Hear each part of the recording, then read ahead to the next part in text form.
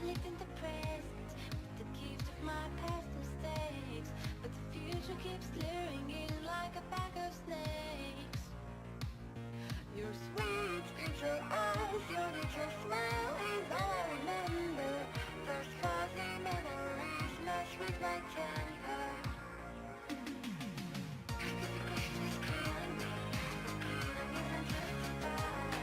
What happened to my fun? I'm terrified. It's now and I'm on, and if I could, I'm gonna be there. I'm sorry, baby,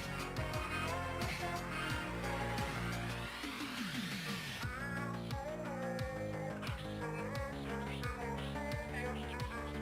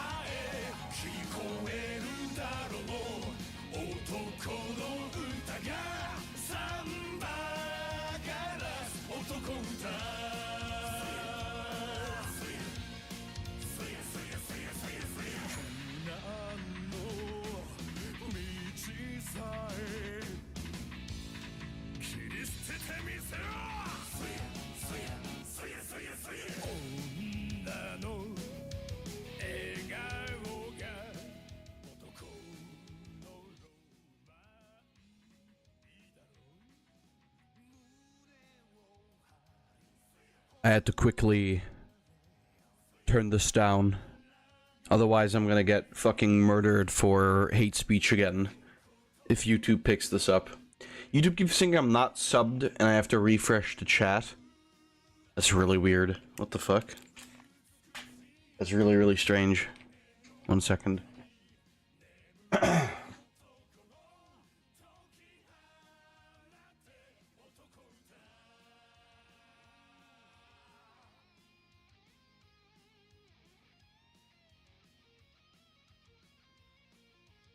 That's really, really weird. I'm also, like, looking at it right now because I just saw that, apparently,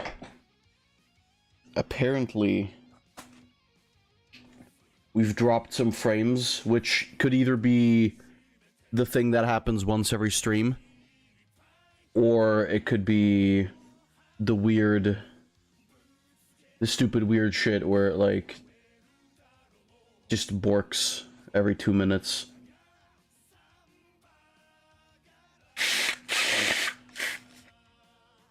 So I'll just have to, like, look at it for a second before we actually keep going with the stream.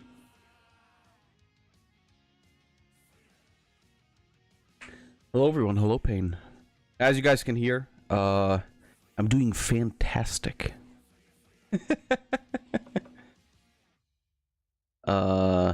I'm alright. I'm okay. I got like a bit of a head cold apparently, and I'm gonna take some NyQuil after the stream, so I should be fine by Monday.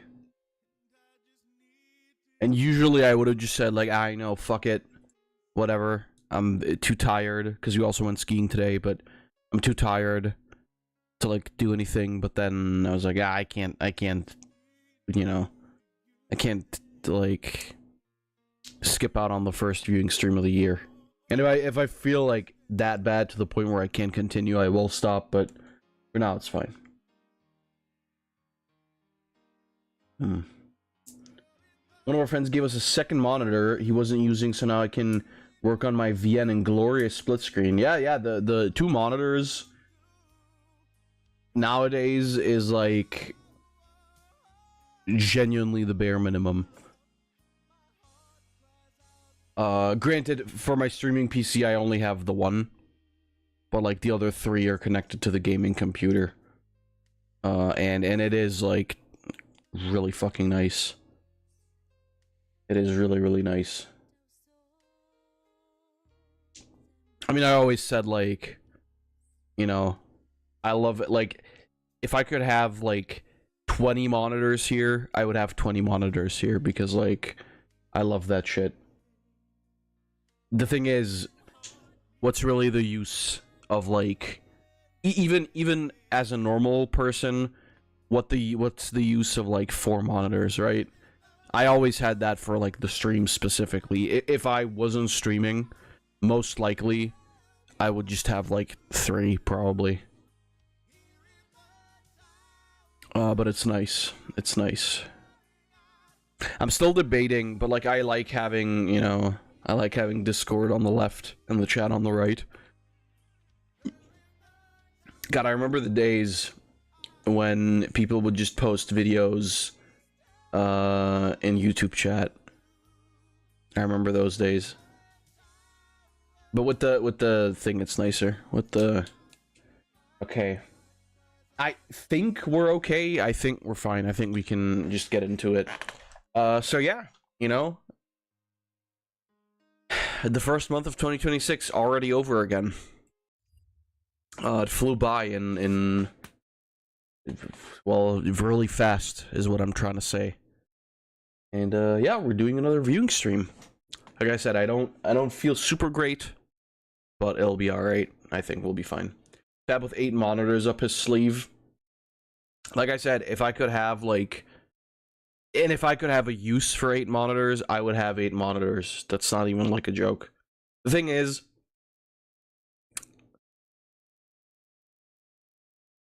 supposedly, I don't believe this because I haven't noticed it, but like supposedly, if you have 4 monitors, it's like a big strain on the GPU, but I'm gonna be real with you, I never noticed that with streaming up until the end. And really, like up until before I swapped to having a dual setup. And to be fair, even there it was mostly because like I was doing like 5 different things at once, right? I had, you know, I had OBS or fucking XSplit at the time.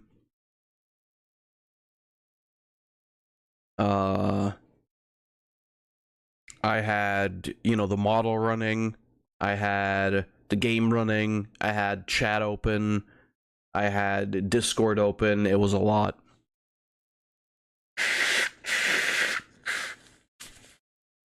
I honestly never believed that, like, for like good quality streams you would need two PCs or whatever, but it is kind of the meta at this point apparently. I like having two monitors because it's easier to keep track of what scene I'm working on as I write model. We don't have a good place to sit, so the angle is funky to look at. I will say it took me a while to like get the proper. Some of you might not remember this. When I did, this is far back, right? Like way far back. When I don't even, did I have the gaming PC at that point? I think I must have had it at that point already. This is old stream stuff. This is of times of like, I can't even think of an actual playthrough, if I'm being honest with you. But the way that I had it set up for me to have 4 monitors was like, I had this shitty like desk shelf combo. Or like desk shelf and whatchamacallit, like cupboard combo. And it was the worst shit ever because I had 3 monitors set up in there, which was horrible already. But then also I got a 4th monitor, and I was like, well, I can't really put this on the desk anymore because I don't have the space. I can't put this on there. And so I just like I have a like a portable movable AC unit. And I just put the monitor on there, and every time I would stream, I would just pull over the 4th monitor on the portable, like the movable AC unit, and then that's how I would always get my 4th monitor. And that wasn't even the most ghetto stream setup that I had. Like back when I started out, right?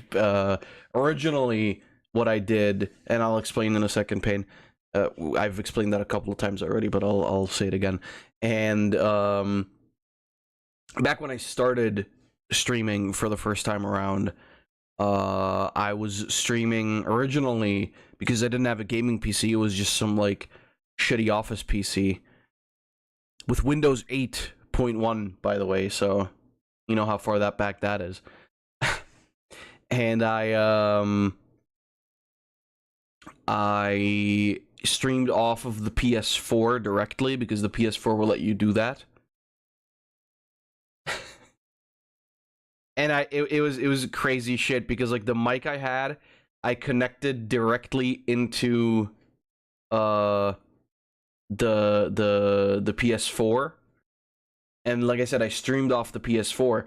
And what I did to be able to like keep track of chat myself, or to like see if the stream was doing fine, I had my laptop, my old ass shitty laptop open, and I had the streams page open, and that's how I think that was also standing on the AC unit back then.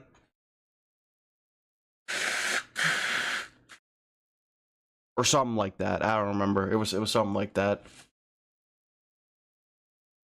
It was like dog shit setup. It was genuinely dog shit setups, and it was really, really funny thinking back to it.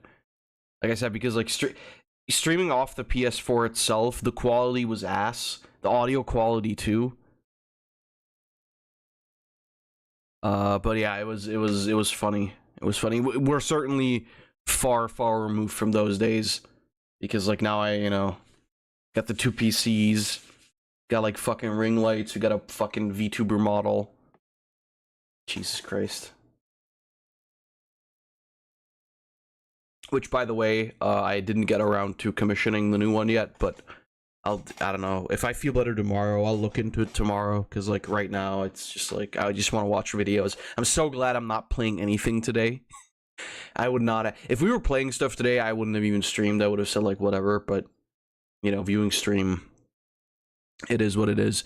Dumbass question, Fab. That you don't have to say that, Pain. All of your questions are always the dumbest shit ever. How many monitors can you actually hook up together? Well, the thing, okay, so I mean, it depends. If you're saying, like, straight up with just your PC and, like, a graphics card and no other external components, usually 4. I'm pretty sure 4 is the standard right now, because usually every modern GPU will have 3 display ports and 1 HDMI port in the back. You could potentially do more, because there is a way you can... I'm pretty sure there's things like, you know, like HDMI splitters that can simultaneously work with all monitors.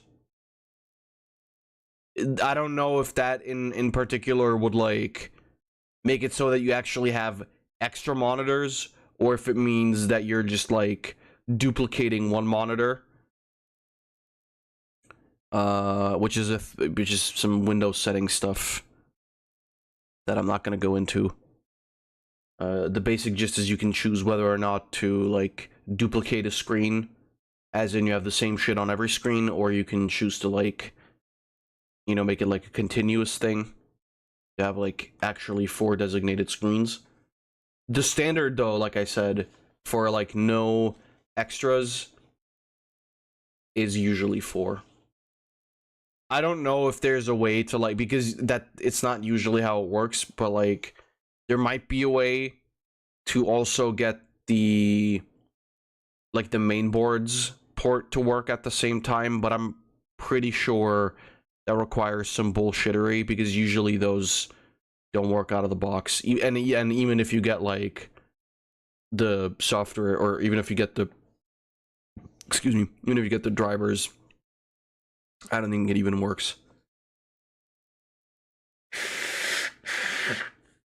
And I don't have the equipment to, like, test that out, to be honest with you. What I have right now, like I said, for my gaming PC, I have 3 monitors. And for the streaming PC, we just have 1 connected. Which, at some point, I'm gonna change out one of the monitors over here, too. But for now, I'm fine. I would assume, like, after we move, I'll kind of, like, rework the setup a little bit anyway. What I would like to have is, like... And we'll get into the videos in a second, sorry. But, like, what I would like to have is actually, like, my 2 main monitors. I would actually like them to be on top of each other,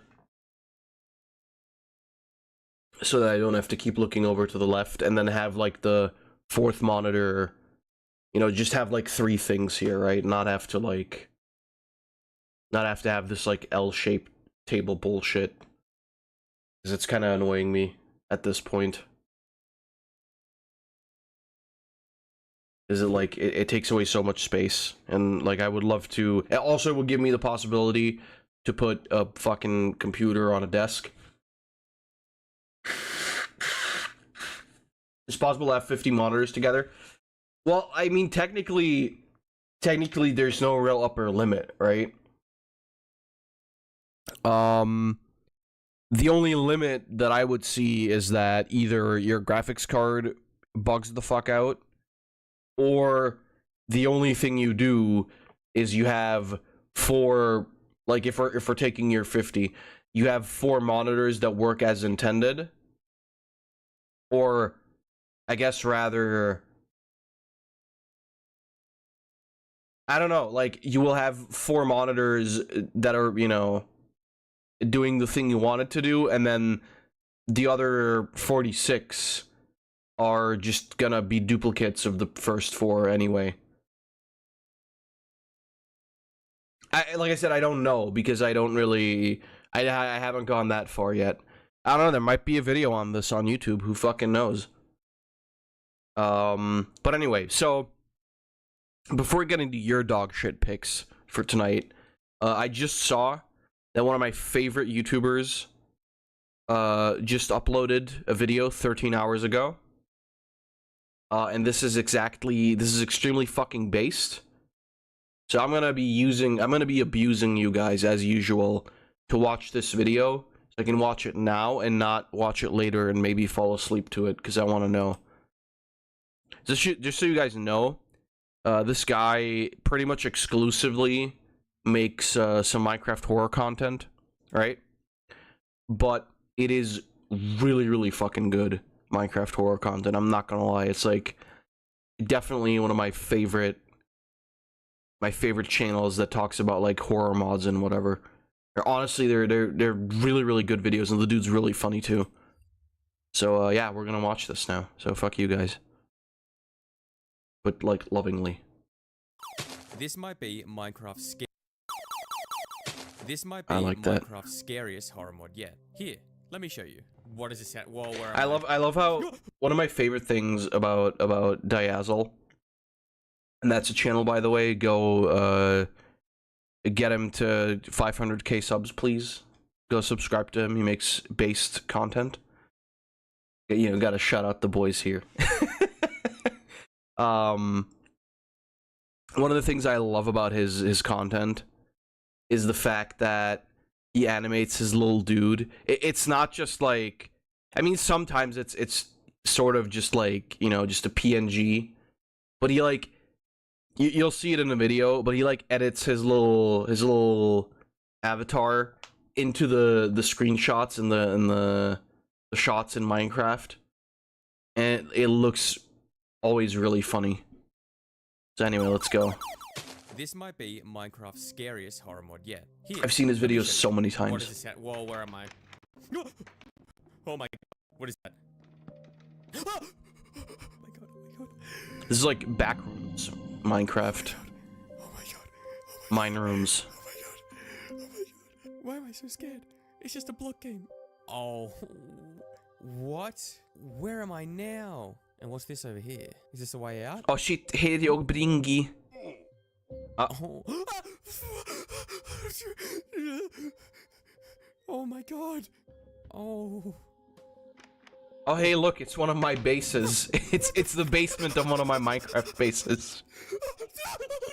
This is Wonderland.jar. Ooh. Probably my most requested horror mod to try, and in this video, This is you'll what be I mean. seeing the most I love how he scared does his I've little, ever been. like, Also, avatar. thank you all so much for helping me reach 200,000 subscribers. We're now at 230,000 Yeah, you already, deserve which is so much freaking more, buddy. Awesome. He's so Now, awesome. If I reach 250,000 before the end of February, Ooh. I will, no joke, eat 250 chicken nuggets on stream to celebrate. Guys, I am not you know what to kidding. do. I will not stop streaming until I've eaten all nuggets. So if you like the idea of torturing a Minecraft YouTuber with chicken slop, you should subscribe if you haven't already.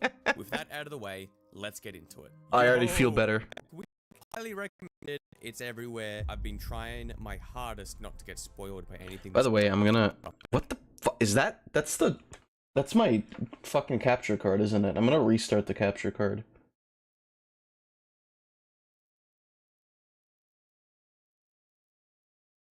The fuck is going on? Jesus.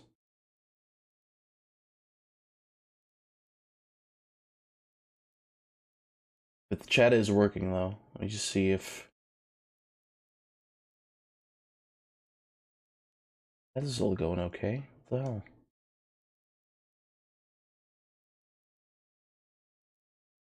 What the fuck? Things I have seen have me pretty excited. NGL, you know, that's what we back. Highly recommended. It's everywhere. I've been trying my hardest not to get spoiled by anything this mod has to offer. But the things I have seen have me pretty excited. NGL, you know, that's slang for not gonna lie. Bit of an acronym. Throw it your way. Feel free to use it if you. I think this guy's Australian. I don't have a specific goal in mind or anything. Like I can never decide whether it's British I'll or... probably get some diamonds or something. I don't know. Maybe I'll make a little farm or something like that. I kind of think house-wise, I want to try and build something different. I might try and. He's build using something like kinda an cool, alpha maybe resource some pack sort of too, I wizard believe. Tower. I think a wizard tower might be awesome. Oh hell nah. Don't. Yo, hey, chill, man. Chill. I was watching a video. Epic battle. Oh hell nah. I was watching a video on like older versions of Minecraft. Oh god, I'm gonna die to the witch. Not too long ago, and it looked so dog Give me shit. that meat, boy. Boy. It looked so. Boy, what you talk about? Boy, give me some of that meat, boy. Oh, yo, what the, dude? It was so dog ass. Sound the alarms. Sound the structure alarm. Structure spotted. Let's go suss it out. We love a cool, spooky structure, especially one made of something like glass. Is there anything else to this cool glass structure, or is it just a big glass thing? I think it's just a big glass thing. I mean, that's cool. Glass him. That's scary. All right. Here's what I'm thinking. We'll flatten this out a little. Whoa, it's a dude. Oh Jesus! Oh, it's Steve. Hello? I can't really get up to him. He's in the air, which is not cool. He's looking at me. Sup, little bro? Oh, hell no. Look at him. Should I build up to him? Of course, what do you mean, should I build up to him? Of course I will. Who do you think I am? Oh, what? Dude, I was gonna say hello and everything. Oh, well. Huh? Help me. How? Whoa! Dude, Block. what the heck? Someone just built a brick cube. That's kind of cool. Oh, I am your friend. Oh, well that's. I think one of my favorite things about like that you're my friend at least. Minecraft mods usually evil in some way, but is when they do like weird ARG shit, right? Yes, I can. I think that's one of my favorite things. Yes, sir, I can. I love when they just like Whoa! Oh my god! This reminds me of like a PS1 game where you roll the ball around. And one of the levels looks basically exactly like this. I don't know what the fuck the game was called. If I'm being completely real with you. But it reminds me of this. Dude, what the heck? Holy. Is this all just brick? Is there any way I can get out? But yeah, I love when Minecraft does like these like weird, so cool. or I guess when modders Awesome. do these like weird ARG analog horror type mods. Scanning our eyes for anything that stands Some of them out. are really good. I've been running around for a few days now. Ooh, I almost just killed myself. I've been running around, and but then there's also a lot of ones that are like. The solution here is to just jump off the edge and either die. You know, a monster catch you, kill you. Any, like secret, structure at all. I could sleep, but I really don't want to risk losing my house, so we won't. And like resetting my spawn, so we won't do that. If that's the solution, then my bad. But we'll jump off and we'll see what happens. Okay, whatever. Here we go.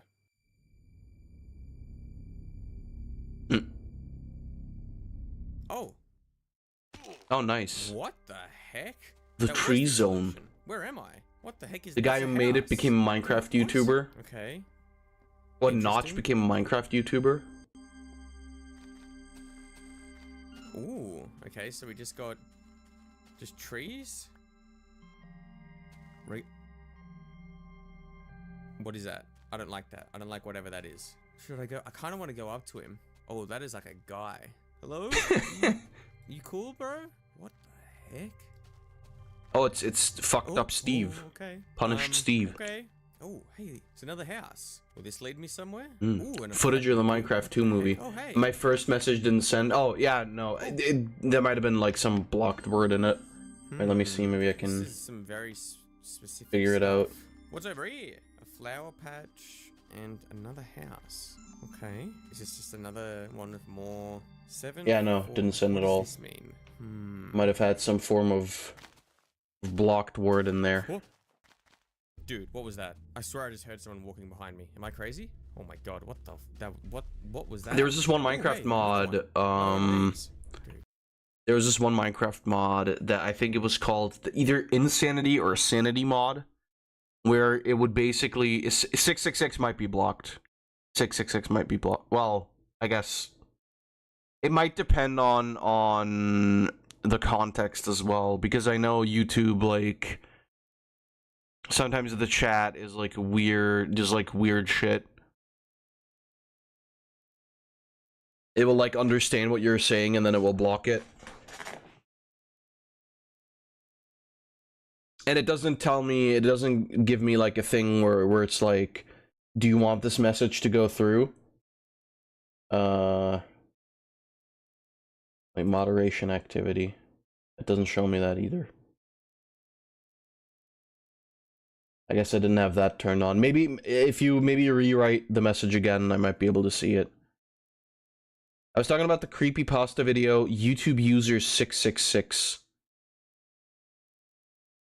We can look at that later, maybe. I love horror stuff. Is there anything? The last one didn't have anything in it either. And this one also doesn't. Oh, another one has spawned over there too. I think these are just empty houses, so I won't worry about going inside of it. But I feel like if we... Structures are a good sign. Well, now... Try to find it? Yeah, sure. Down here. Okay, bedrock. I was like, maybe I'll be able to jump off the edge again, but that's not how this one works. Another structure. Let me see if there's like... I think there might be some stuff running on my streaming PC that's like making it lag out a little bit.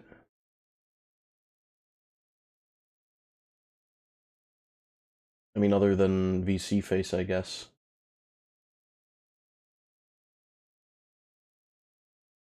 Weird. OBS is using like a lot of...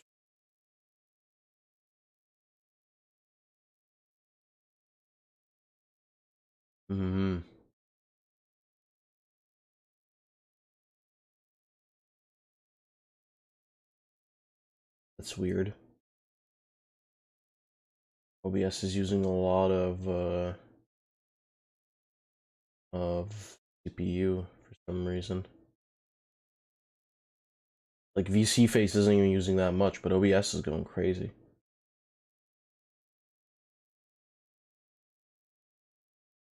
It's barely even using the GPU. That's so weird. Give me a second here. Oh, what the fuck? Yeah, of course it is, because it's using... what the fuck? It's using software encoding. You no wonder it's fucking laggy as shit.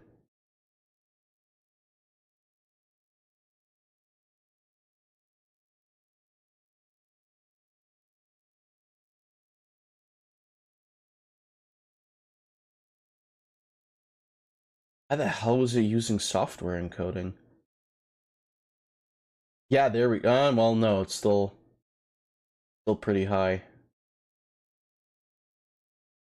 But it might be better now?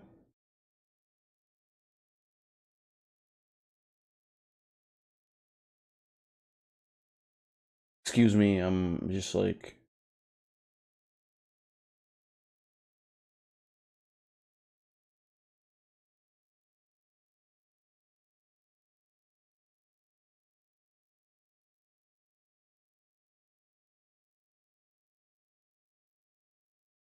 Maybe it's also the fact that I'm recording at the same... Not that that has ever, like, made a difference, I guess, but... Okay, but yeah, it does do a little bit less now.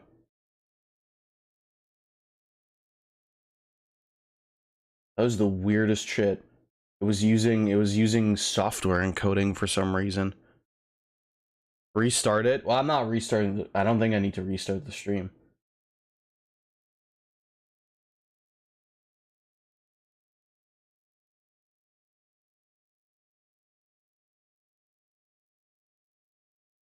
I think it should be okay now. That's why the audio was lagging for me anyway. I don't know if it was for you guys, but this is another one of these ones, or is this different? Oh, this is different. This is a different structure. Hold on. It's like a full-on proper house. I thank you for posting it. I'll look at it. I fucking there's this like video series. I think I've talked about this before on like a spooky, or not a spooky stream, but like a Halloween viewing stream. But there was this one weird like video series that was like basically like girl games, but you know, fucked up. that kind of shit. And I remember it was pretty crazy.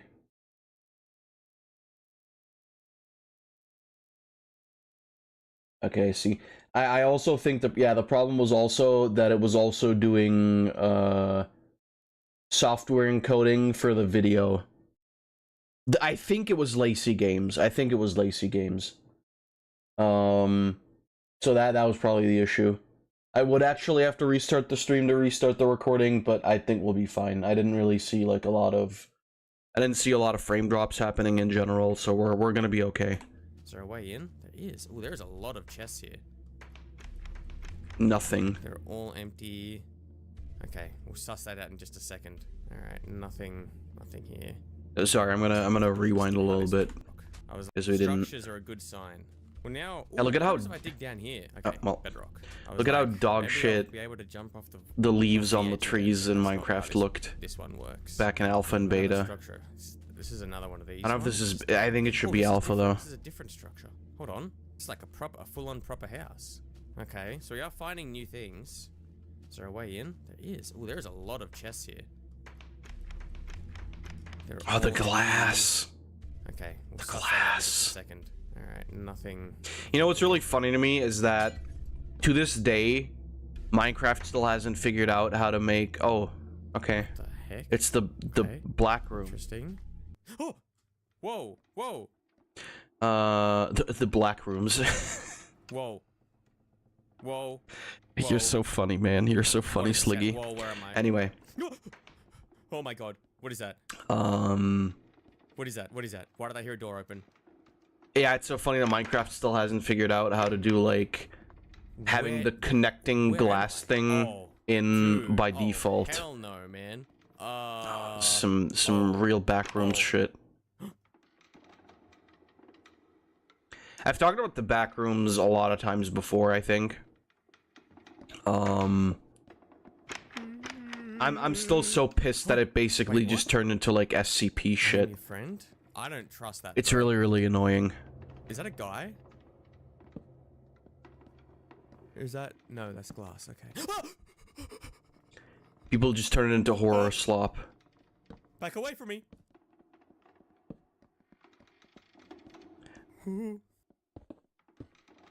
I don't. Well. Oh my god. Mm. Oh my god, he's looking for me. Oh. Nice. Where does this take me? Okay. You win. Plug it up, plug it up, plug it up. So long, sucker. You can't get me in here anymore. What's this say? If you see it, run and don't look back. It's coming for you with malicious intentions. It's not real. It's trying to confuse you. If it's saying something, don't listen to it. Don't have to tell me that twice, brother. Okay, we got a bedroom. Haha, get it? And there's got to be a way out. All right, there's got to be a way out. Oh, I hate this sound. These sound effects are a no-go. Don't be afraid. Don't hit me with that, bro. Ooh, dude. Be not afraid. Oh, hell no, bro. Back away from me, bro. Oh, I feel like dude. Minecraft lends itself really well I to don't the like concept this. of the backrooms, considering, you know, you can do some wacky shit with the world gen. Okay. Oh god, the old fucking door and chest staircase. noises, which were the same back then. This might lead somewhere that's... Ooh, god, that's out of here. Oh. I don't want to be able to see you, bro.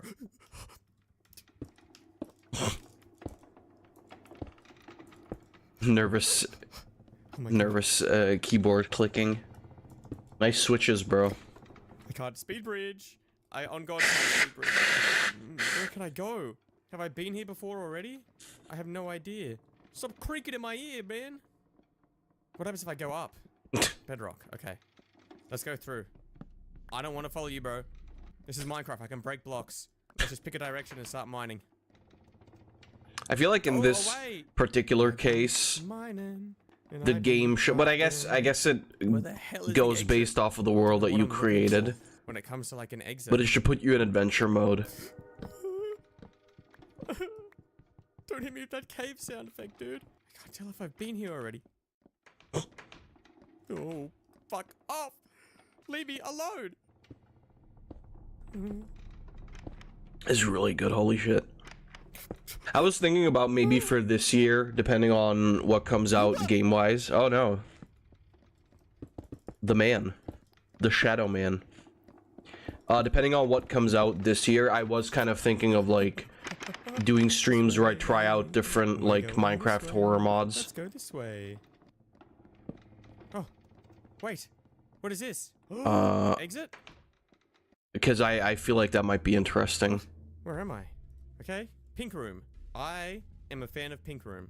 I like the cut of Pink Room's jib. I like its nice white floor. Pink Room gets an upvote from me. Pick a direction and head in it. Oh, light. Wait. A white block. Ah. I'm home. Oh my god, I got out. Holy moly. Oh my god. No! Find the Minecraft map that was made by... Why am I back here again? This right here, this might already have taken the crown as my all-time favorite horror mod that I've played. I love the aesthetic of this mod so far. It's definitely very Backrooms inspired, the wood room being the most obvious, but it's using Minecraft's own visual identity in the best way possible, creating that liminal... They made a map to recreate their own, like, cult grounds. Into Minecraft's own innate horror elements to create a unique and tense environment. Certain Minecraft building aesthetics already carry that liminal feel, so it makes sense that something like the Backrooms would work well in this setting. And while this isn't the first mod to realize that, I feel as if this one is the best interpretation. Yeah, but I feel like the problem with, like... I feel like the problem with, you know, like, actual Backrooms mods a lot of the time is that, like, they lean too hard into just... you know, making you experience the Backrooms in Minecraft. Whereas I think if you're making, like, a horror thing in Minecraft, it should fit with the game, right?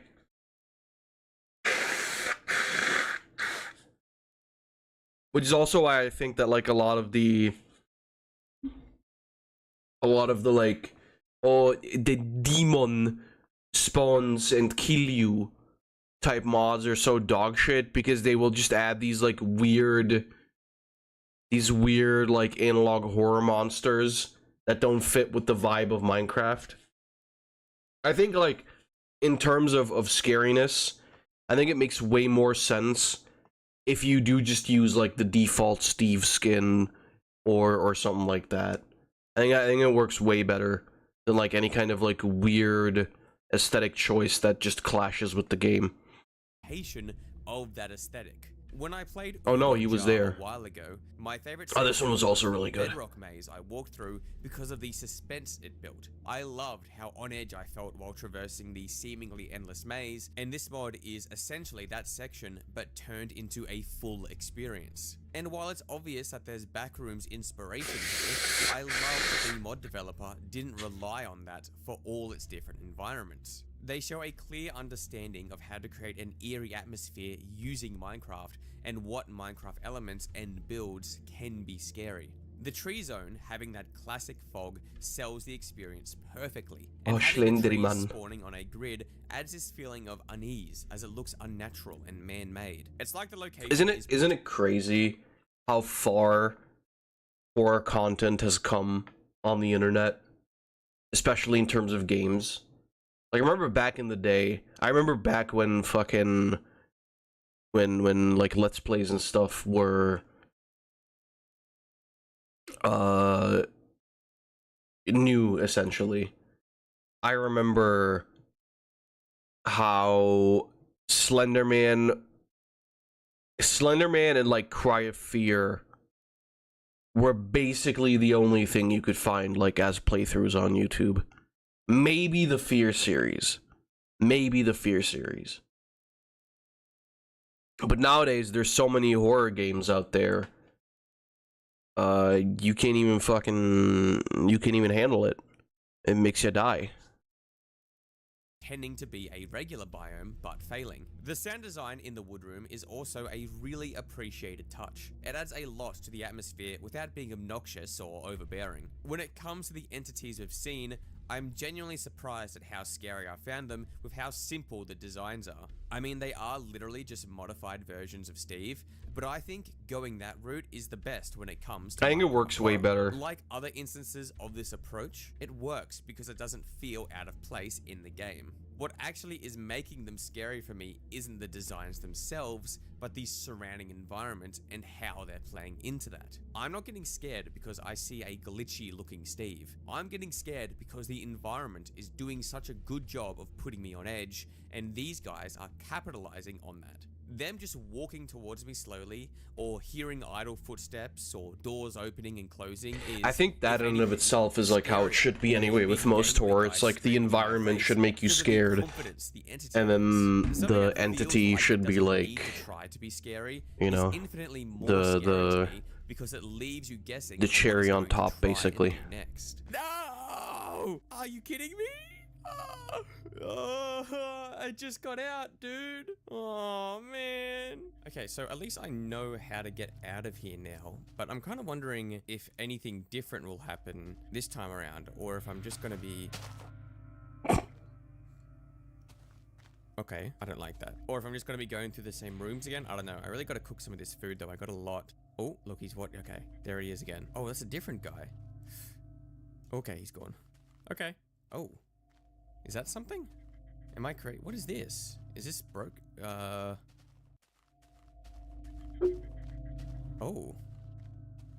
Oh shit, Stonehenge. Is there something above me?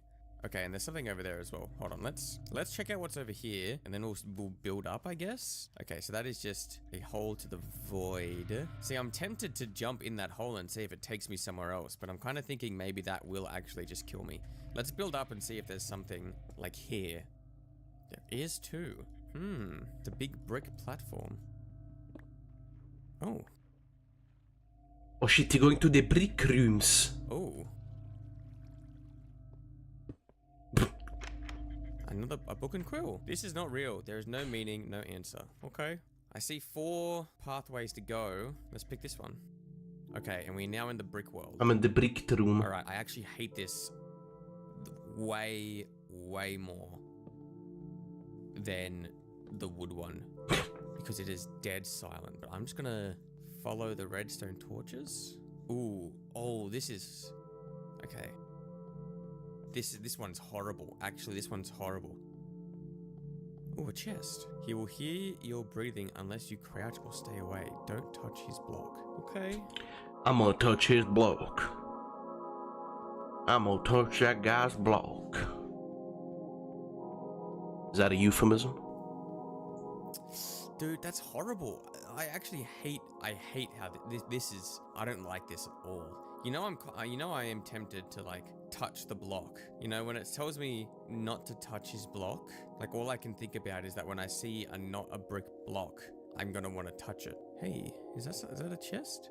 What is this? That is definitely another chest. They ripped his eyes out and sewed his eye sockets shut. Oh. The only thing you can see is his... An Alice in Chains fan. So he can hear me. He's giving me clues. This is good. He can hear me, but he can't see me, so that's why I gotta crouch. But if I have his glowing on me, then he'll be able to track me down. I'm guessing. But I'm kind of wondering, if I get his block and escape, what happens? Oh, wait. That looks like... Is that just... Is this just a really long hallway? I think that was just the lighting of this hallway because it's so long.